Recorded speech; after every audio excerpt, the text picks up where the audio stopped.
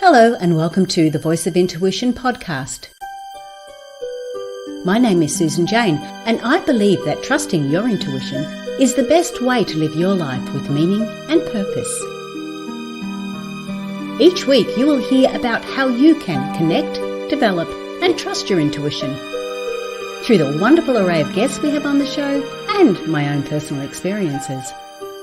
Join me to understand how your intuition can guide you towards a life full of meaning and loving purpose.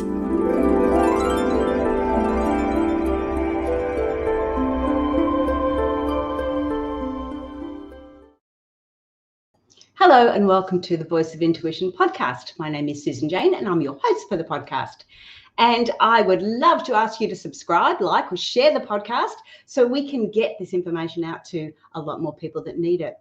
Today we have a wonderful guest on. But what I really liked about this guest when she first approached me is, now this sounds terrible, but all the crap that she's been through. Now, I didn't really like all the crap that she's been to, but I love the fact that she's used that, all those negatives, all those troubles, all those traumas that we have, and she's used them in a really, really positive manner. And of course, she's going ahead and she's a coach now and really getting ahead. So you may be going through a lot of crap, and that's the technical term that I use, in your life, but I have people on board like this lady today because it's proof that you can get through it. We can all get through it, and we just need to know some of those little secrets to do that. And today we have got a secret. And when you find out what mea culpa means, then you will understand what the secret is all about. So we are going to bring, I was going to tell you a little bit about our guest, but I'm going to let her do that, which is what I normally do anyway, so that's no surprise. Birgitta is from the UK. So she's actually calling in from the UK. So that's also nice too, because I've not long been over there and had a visit. So welcome to the show, Birgitta. Hi, Susan. Thank you for having me. It's our pleasure, I can assure you. I'm going to just get straight into it because we've got so much I want to share. I want to get an understanding of. There is a health situation there. Now, I have tried to pronounce this, and my Australian accent or my tongue has trouble with it every time. You're going to explain it, how you ever say it. And we're going to go through some of those ways of, you know, the trauma and the things that you've dealt with and how you have, what you've done, that flow and effect. And I know that you start to go through, we all start to do that. We start to look externally, but then how you've actually come through it. So tell us a little bit about you first. So yeah, indeed, I am a soul empowerment coach, but I've also got a foot in the corporate world. So, I'm being a soul empowerment coach. It really is in the wording because it's empowering people to return to the grid of their own soul essence, returning to their authentic nature by alchemizing and healing their experiences. So that's one. And I also speak light language. So, and use my sound healing bowls because I call that a shortcut to healing. And it's just very, very powerful. So that's what I do in a nutshell. Right. And how did you get to, like, you have gone through a lot, starting with abuse as a child, and you've gone through that. Can you walk us through a bit of your life? Because I think when we walk through our lives, we can connect with those people and they get an understanding because so many of us have gone through things. And I know when I hear somebody has experienced something that I've experienced, I feel like I can connect with them because it's like, they know what it's like. They know what it feels like. So tell us a little bit about your life and how you've come through all that. Yeah. So when I was a child, I grew up in Singapore, Malaysia. First, we moved there for several years, and I had these funny characters. First of all, I had a flasher, and I was like 10 years old.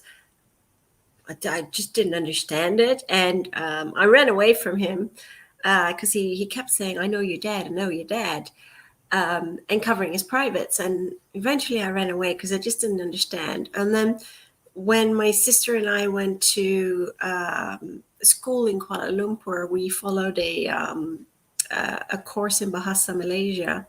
And the teacher kept stroking all the way up my legs every time I'd done exercises. And, we finished our exercises, and I had to go to the teacher's table, and he would correct the exercises. And my sister told my parents, and the dean called me in, and my parents were called in, and they said, "You've done nothing wrong." And I had to write everything down, every little detail of what he'd done.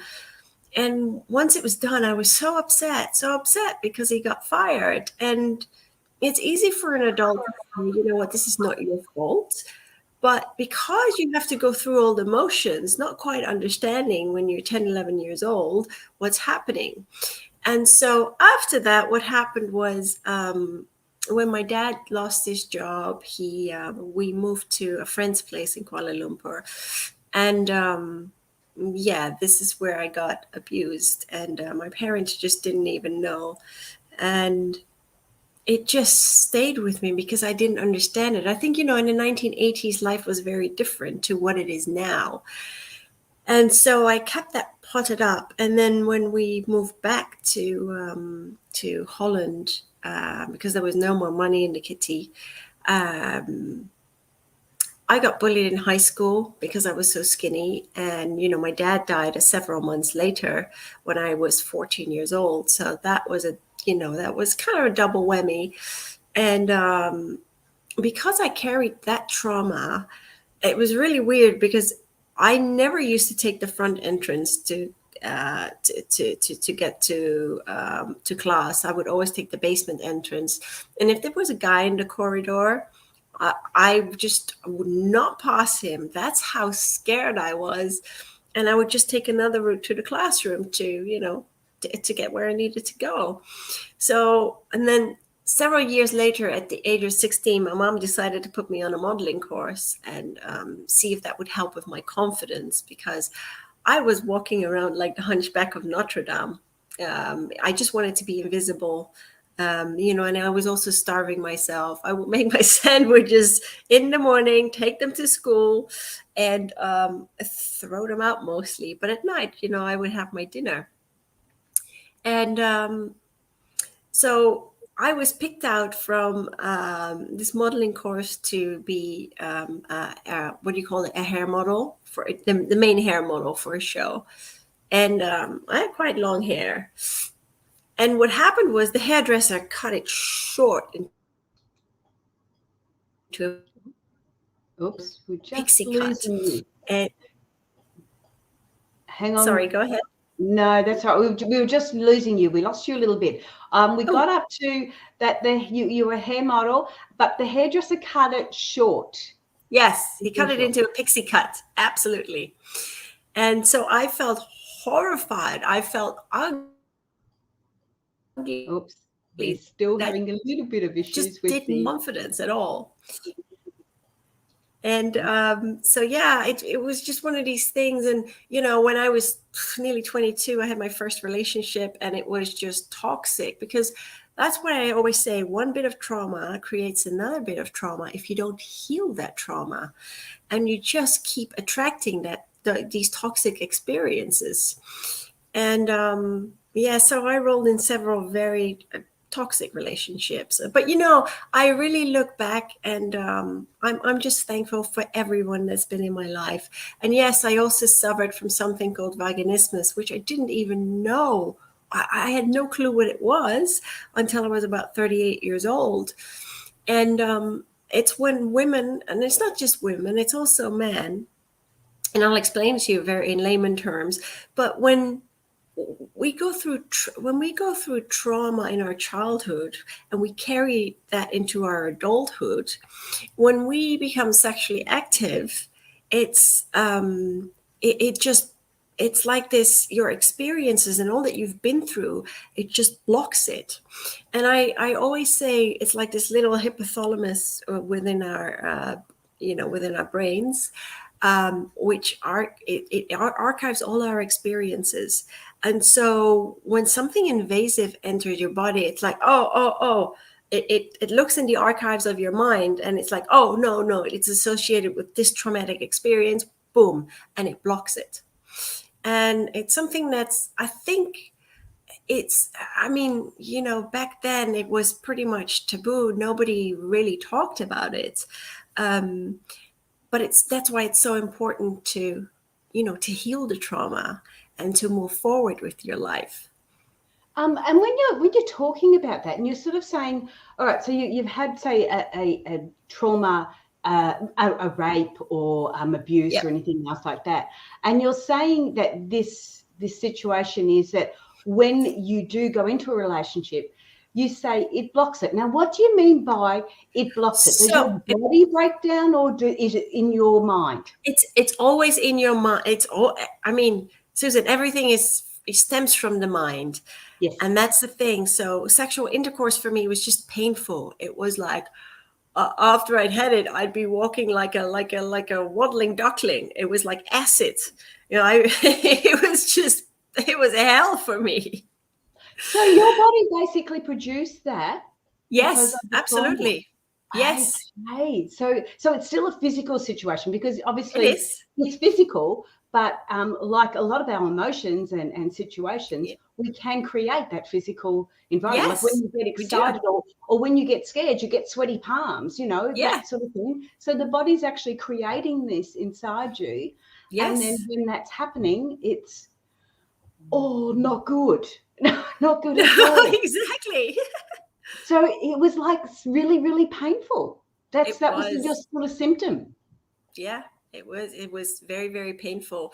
And I mean, when I went to the hospital, they gave me dilators, and I remember my last ex, he just made fun of it, and I just chucked them out because that just wasn't helping me. I look back at it now, and I mean, I'm okay now. But that is the thing. We create our own dis-ease. Everything, if we do not heal from our experiences, and we don't hug it out with ourselves, as I always say, we keep walking around with a dis-ease within our bodies because our soul is not aligned with our physical essence. Right. Oh, really? That just makes a lot of sense. Yeah. Especially with women when you are having issues down there, to be looking back at what you're doing and where it's going. So yeah, and when you wrote that, and I had never heard of that terminology before, and even how you say it, because it's, when you look at the description, you see how it's written. It's really quite challenging how to say it. But yeah, I had to look it up, and I thought, wow, I wonder if there's other people going through that, because I haven't experienced that, but I have had the abuse as a child, not as a child. I was pack raped as a teenager. So I've experienced that sort of side to it, but I've never experienced what you were saying. And it was like, wow, I didn't know. I know your body can do some pretty cool stuff. That's not necessarily cool, but I know it can. So it was really amazing to see that they've actually acknowledged it in that sort of terminology. Yeah. Yeah, it's because, like I said, it's the trauma. I was stuck in that trauma, and so my body just reacted in that way. Yeah. Wow. Okay, so you've gone through all that, and you've gone through the relationships. What was like your catalyst? What was it that made you go, hey, you know what? I've had enough of this. I'm going to start doing something about it. And I mean, I know it's never a huge, big, people think it's this great big aha moment, which it isn't. No. It's usually just these little subtle, you don't like that? Let's try something different. I don't like that? Let's try something different. So what were your little aha moments? So my aha moment came in, when was it? 2009.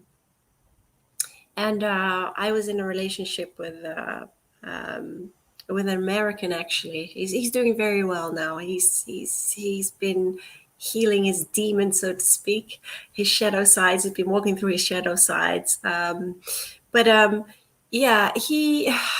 He came and lived with me in Holland, and I didn't know he was like this part-time crack addict. I had no inkling.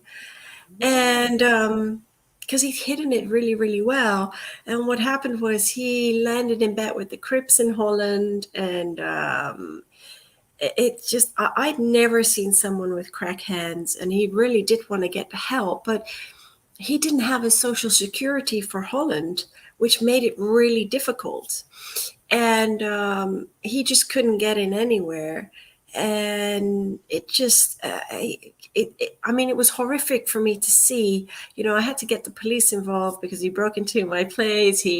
When I kicked him out, he pawned my stuff. I had to pay for a hotel for him because I just didn't want him in my home. And then he got grabbed by the Crips, and they held him for ransom. And I helped the police locate him, and they found him, and they deported him back to the US.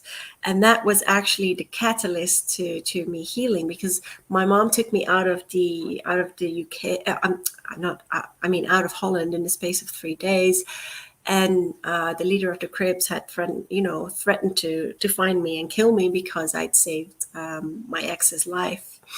And that was really horrific for me. And when I got to the UK, I just took a whole box of Nurofen, which is similar to ibuprofen, and just downed it in one go. And all that happened was I got a good night's sleep, and my headache was gone the next day. Yeah. But I really needed to heal myself because I felt so low. And so my mom said to me, Birgitta, why don't you go and see a counselor? And I did, but it was just useless for me because the counselor just said, you know what, Birgitta, you're strong enough, you will be fine. I'm sorry, but that to me is not counseling. And so I figured I needed some other type of holistic healing, and I found a Reiki healer. And so for me, that was a journey of self-discovery. It's not like, I had guidance from someone saying, oh, you know what, this is a good healer. So I had to do my research, and that was the start of my healing journey, because I also went on to become a Reiki healer and a Reiki master. And in those days, as you well know, you didn't get the you didn't become certified in the space of a weekend. It was really, you had to do the self-healing for like 6 months. And then for level 2, I had to do quite a few case studies. So that took me another year. But then I also studied EFT, the emotional freedom technique, where you tap the emotions out of your system, so to speak, so that you can just talk about the experiences without getting upset. I studied meditation, relaxation therapy, aroma touch, holistic nutrition, which helped me a lot, because I also needed to learn, to start listening to my body. And I think many people just don't, because we throw so much junk into our body. And my dad always used to say, your body is a temple, treated as such. So yeah, I even studied drug and alcohol abuse because I just wanted to understand the mind of an addict. So I was really like the SpongeBob, absorbing so much knowledge. And, my life seemed to be on the up for a little bit until I met another experience that kicked me even further into the abyss. Because this guy in Florida, he was just obsessed with me. He'd lost his mom. He fell into depression, couldn't find a job, had a reckless, bless his heart. Trust me, but he's doing very, very well now. And it just, it got so bad, Susan, that I sold my home because he was just harassing me. And I loved my home in St. Pete, but I just needed to get away from him. I was very much in that fight or flight mode, and I was always anxious and looking over my shoulder. And, he had the keys to my home as well. And he refused to return them because he's like, yeah, but you threatened me with the police. I said, but no, I said, I never did. I said, you threatened me with immigration. And so it wasn't a nice way to live, but I still tried to help him out, paying the bills and getting him food and stuff, and trying to help him look for jobs. And I think that's always been, I'm not going to say it's a mistake because it's an experience, But in a way, I enabled them because I didn't let them hit rock bottom. And, I was just, and I wasn't helping myself either, because I remained stuck in that same programming that I'd always been stuck in, helping everyone else, and working my socks off, right? Because that was my coping mechanism, and starving myself.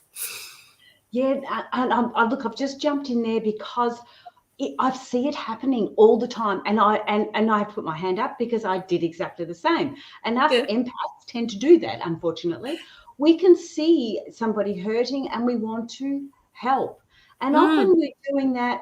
I sort of looked at it a little bit differently as I've grown through it as well, and it's like, for me to be helping that person, they're not living the experience they need to live in order to learn and grow. So I got to the stage where instead of actually helping, I would wait for them to actually see that they were doing it themselves, or see that they were having a go, and then I would offer help. So until, I could turn around and say, oh, well, you need to get a job, or you need to do this, why don't you look at that? Why don't you could say all that, but I never ever would do anything until I could see that they were having a go. And I see it in a lot of the teenagers nowadays, or the younger people coming through, and it's like, oh, I need to get a job. And okay, well, you need to get your resume done. Oh, well, can you do that for me? No, I can't. No, you got to do that. I can help you. You need to get started. You need to take those steps to self-empowering. You need to take those things. And then as you see that, and as I see people, even when I see buskers on the street, I sort of think to myself, they're having a go. I'll put some money in. But when I see somebody sitting around the pub having a drink thinking, oh, woe is me, I can't get a job, or I can't do this, or I can't do that, then you go, well, hang on, I can't see that you're actually doing anything apart from whinging and grizzling and being annoying. I can't see any other positivities with that. So I absolutely agree with you. We do want to help. We are the last of the Care Bears, that's what I call ourselves. But it can be so detrimental, not only to us, but to the person we're actually trying to help. Yeah, because, we stump our own growth, but we also stump that person's growth. And so I needed to come to that realization. And it was a second time that I was desperate. I was lying on the floor and I was crying. I was just crying. I was so down and out. And even though I bought another place, I really wasn't that happy in there. But I was exasperated, and I said to Spirit, I really need help. I said, because I can't do this anymore. And so I got that in the form of my sister at the time. And she told me, why don't you do Kumbo? And so I went to see a shaman up in Gainesville, and in the Gainesville area in Florida. And went in with no expectations, because I'm not one of these people that does a lot of research. If it feels right for me, I'm just going to go in blind. I do the same. Yeah. And that was very, very powerful. And I'll explain very quickly what Kumbo is, because not a lot of people know it. But it's you get either on your arm or on your leg, you get four. I think I had 3 or 4 points that are the top of your skin is burned off, so to speak. 4 points. And the shaman puts on the Kumbo frog poison, and these little frogs, nocturnal frogs, live in the Amazon forest, and the shamans scrape the poison from the monkey tree frog, but none of the frogs die. And so the poison was put on these points, and thank heavens I had a happy yellow bucket right next to me, because I was purging like no tomorrow. And I had to just get to help me run up and down the toilet, because it came out everywhere.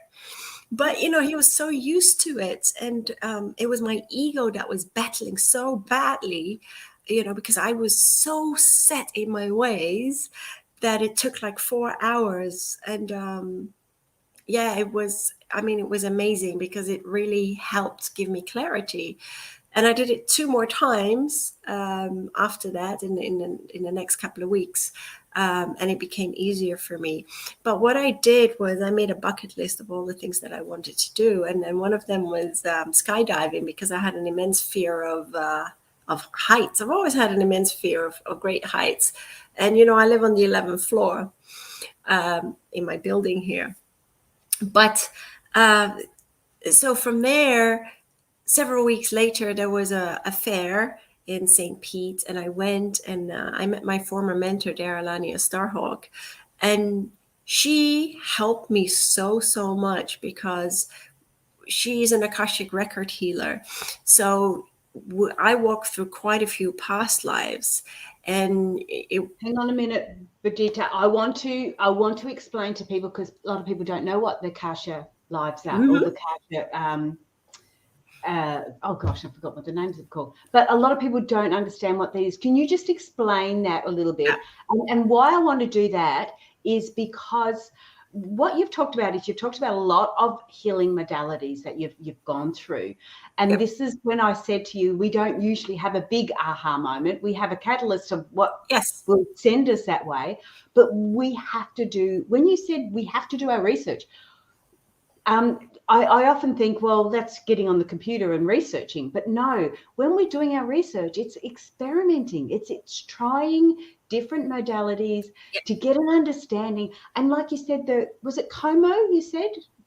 Combo.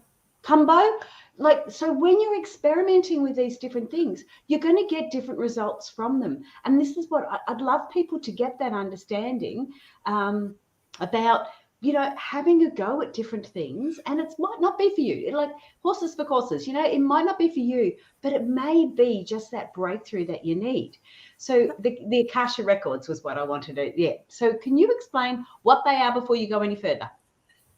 So the Akashic records, they hold in a nutshell, they hold all your lifetimes. And so it's like, for me, it was really walking through my past lives. And that is what Alania did. Now, what happens when you walk through, I walked through one where I was together with my ex in Florida. I had several lifetimes with him. One was in the Second World War, where he was a poor Jewish painter, had no money. And I came from a rich textile family, and I helped many of the Jews escape through the tunnel networks under Paris. So that was one. And that explained to me why, when I visited Paris when I was 18, I had an immense aversion against that place, and I couldn't put my finger on it. And then years later, I understood why. But there was another lifetime where he had poisoned me. And it was in the Middle Ages. And I'm not sure exactly what I did, but I was very well respected. And he was a charlatan.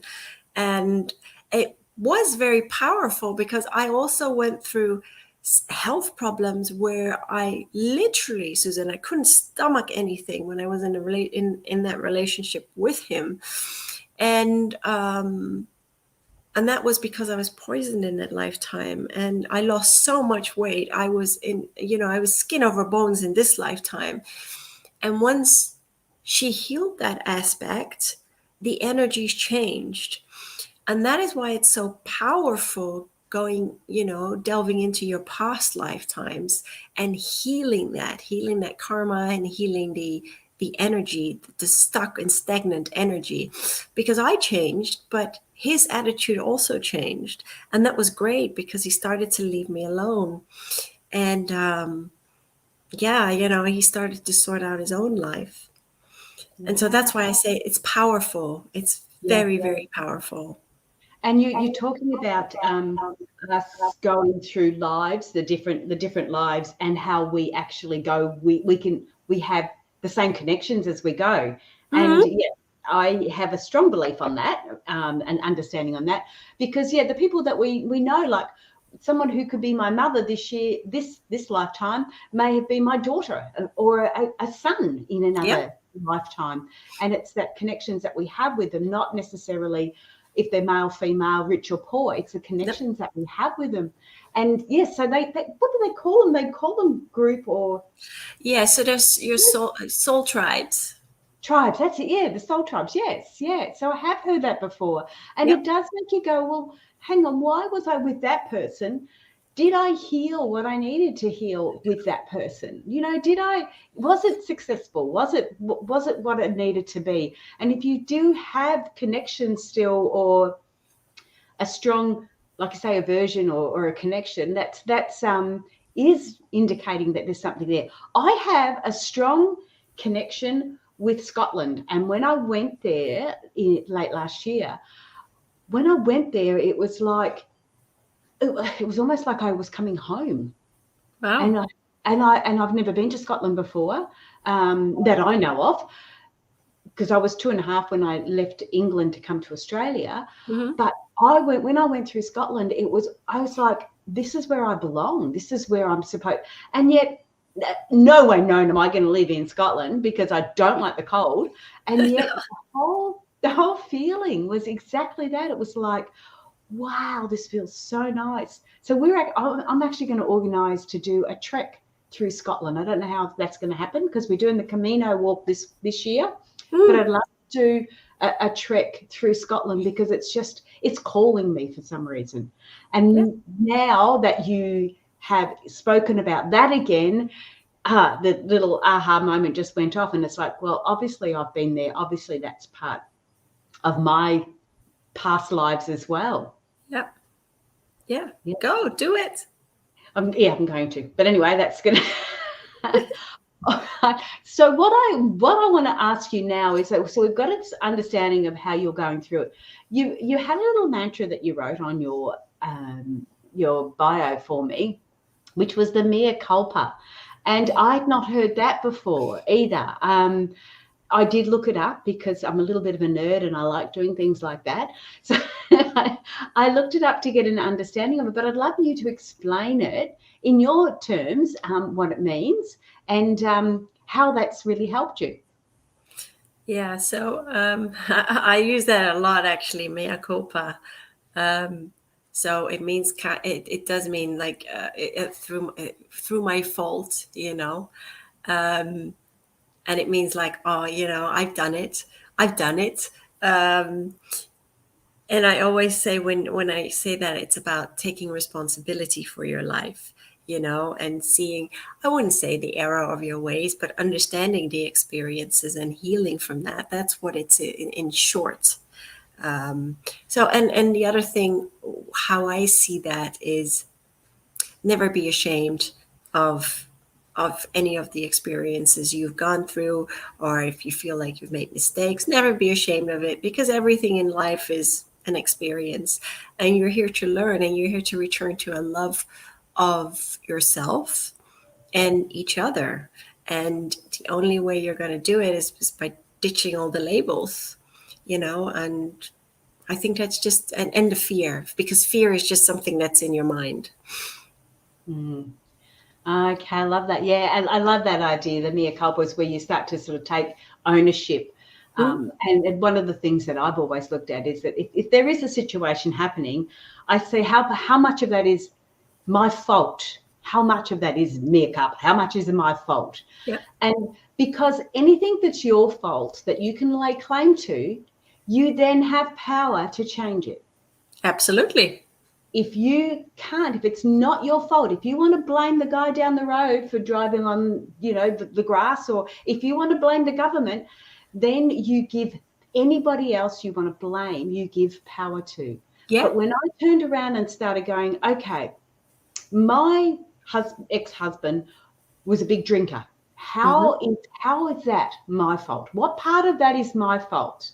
And I'd go, okay, maybe he's going to the pub every night because he doesn't want to come home to me, because maybe I'm not looking pretty enough. Maybe I'm not cooking dinner enough. Maybe I'm not doing this. Maybe I'm not doing that. And I would go right through everything to find out what snippet of that could have been my fault and can I change it? And that's what I did. So I started to tidy myself up. I started to make dinner. I started to do this. And then he would phone up and go, well, what's for dinner? And I'd say, and he didn't like that, so he didn't come home. So I got an understanding of, okay, so I've changed a lot of the stuff, which he really should have been looking at, but I have looked at it for myself. I've done the mea culpa, and I have gone, okay, if that's not going to make him change, then obviously I have no control over him going to the pub and drinking. And so I could allow that to go. That was no longer my problem. It was no longer my control. And if I stressed and worried about it, I'm not going to achieve anything. So I got on with my life. And that was one of my things that I started to do. And then I started to step through my healing journey, and I started to go through all those learnings and that understanding of it. And that was how I dealt with it. I had to let go of the stuff we don't have control over. Yeah, absolutely. And you know what? We're not responsible for other people. You know, we like to, I call it this, the doormat syndrome. You know, we try and mold ourselves, we try and change ourselves and conform to someone that we're not because we want to please other people. Oh, that's a great way to hurt yourself. You know, people say, yeah, but this person hurt me and they did that to me. No, actually, they did not. You allowed the wording to make you feel that way. You know, at any point, when you take that responsibility, you can change the status quo.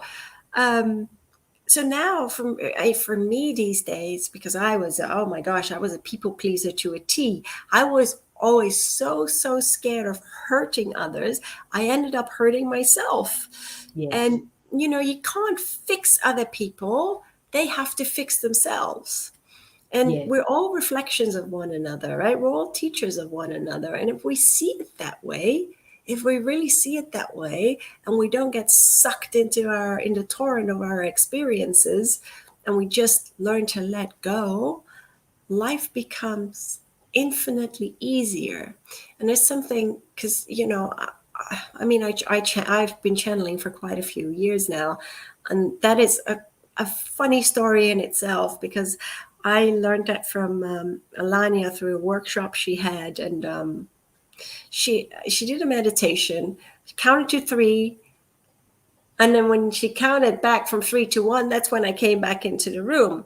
And everyone had said, oh my gosh, I've seen these ascended masters, the archangels, I got this message, I saw the colors, blah, blah, blah. And I was sitting somewhere in a corner, you know, because I like to sit on my own. I wasn't sitting in a circle. I was so upset, Susan. I was actually sniffling, and the tears were rolling down my face. So I wiped it with my the sleeve of my vest. And she gave one exercise where she said, "This is how I did it." And I took a pen and a pad, and I said to Spirit, I am ready to receive. Well, after the workshop, I ran out, hopped in my car, and went home. And that exercise stuck in my mind. And I sat down. I actually did sit down that evening, and I said to Spirit, I'm ready to receive now. And I think I was so exasperated that I wasn't in my head, and the word just started to flow. And I'm telling you, I was crying tears of joy. That's how happy I was. And so what I did is I started to practice every single day, because, like, you know, when you go to the gym, you do it on a regular basis. And it was really about a lot of self-healing, asking questions, and just, you know, listening to their response and writing it down. Wow. Yeah, it's nice when it all starts to come through, isn't it? It takes a while, but it's so nice. Now, what I didn't do is let people know, because I had the little ticker tape going, but I forgot to let everyone know. If they wanted to contact you, they can go through www.powersoulhealing.com. Nice and easy. Powersoulhealing.com. I forgot to put that down there. But the other thing I've got going on the ticker tape now is your book. So you've got a lovely book. Now, I had a look at your book, or not right inside, but I had a little bit of the read up on your book. Mm-hmm. And I really liked how you've split it up into 2 sort of phases. So you've got the understanding about you and who you are and where you were, what you went through and everything else. And then you've got it's almost like the how to move forward and grow and develop. So your book is called Becoming Authentically Me. Now, how it is written is B in capital letters, then a dash, COM come with a dash, and then ING. Why is it written like that? And what is your book all about? It was funny because it was given to me by the Council of Ra. So I work with a lot of the Ascended Masters, and this happened to be the Ascended Master Todd. But I work a lot with the Ascended Master Saint Germain, to be honest with you. And so I'm like, well, what is that supposed to mean? Well, they said, well, you can, if you change the letters around, it becomes being.com. And .com is, of course, come on, what do you call it? Blah, blah, blah, blah. The URL. Yes, the worldwide suffix for URLs. Yes. And so that's worldwide. But and then they said the COM also means the creation of myself. So it's being the creation of myself, because you create and express yourself every second of every single day. Yes. Because we're manifestors and we create our own lives. And people may say, yeah, but you know what? This has happened to me and this has happened to me. I honestly don't care what has happened to you. Take responsibility, because at any moment because we're all we've chosen the characters in our life. We're the producer, we're the director. We've created the stages. We do everything. So you don't like the script, change it. Yeah, absolutely. And you get that in the book? Is that what the book will help you with? Yeah. So the first part is really about the conscious shift. Originally it wasn't supposed to be in there, but they put everything in there from why everything that's been happening in the world. They talk about COVID. They talk about the fact that the greatest healers are we ourselves.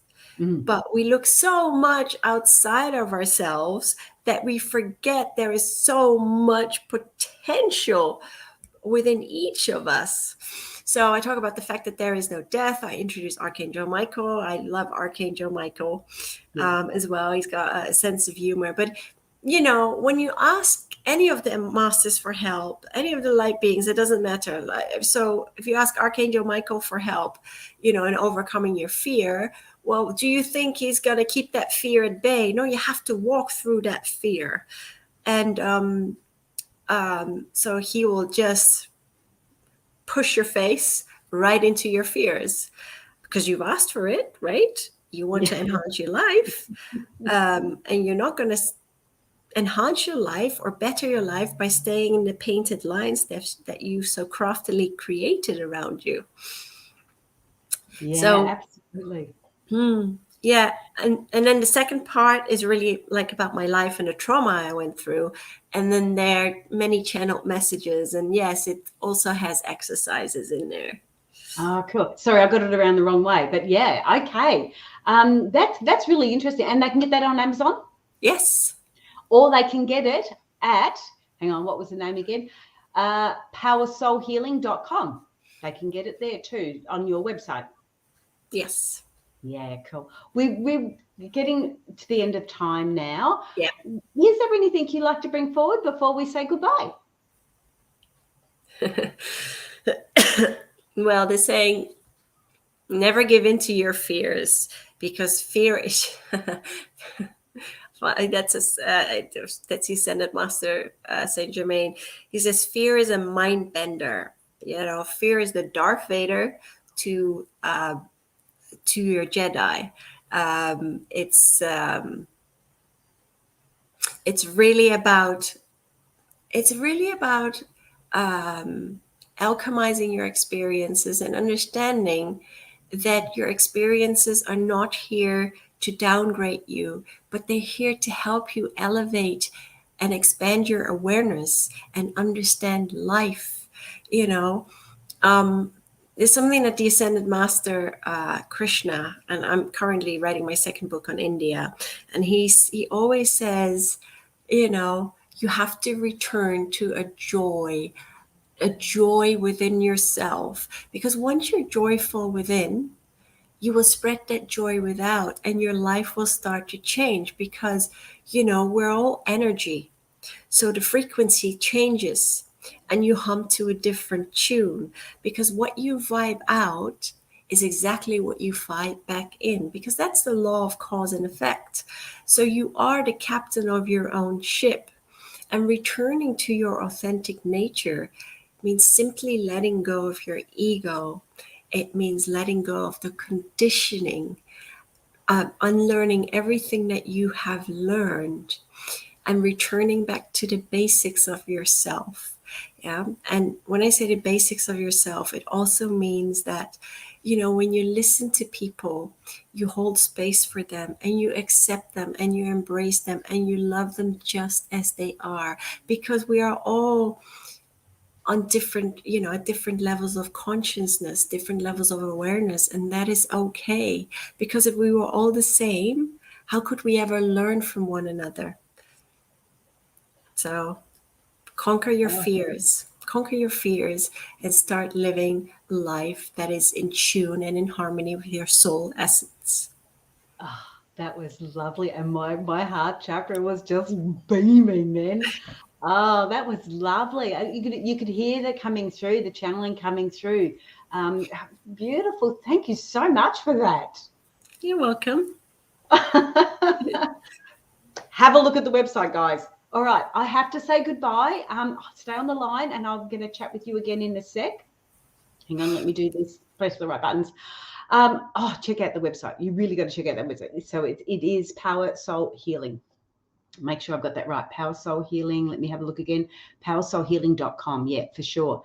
Have a look at it. It's beautiful. It's a beautiful website to start with. But you'll get the book on there and get a bit more understanding. Follow Birgitta. I keep saying her name wrong. I do apologize. Follow Birgitta. I think she's on all the socials. I can't remember if I checked that all out, but follow her and get an understanding, because if you're going to get tidbits like that, beautiful channeling like that, you just can't go wrong. It's amazing. But that's it for today. Follow, share, like the podcast, and we'll get some of that beautiful channeling out to everyone else as well, which would be really nice. I'm Susan Jane. Thank you for joining us, and we look forward to seeing you next week. Bye for now.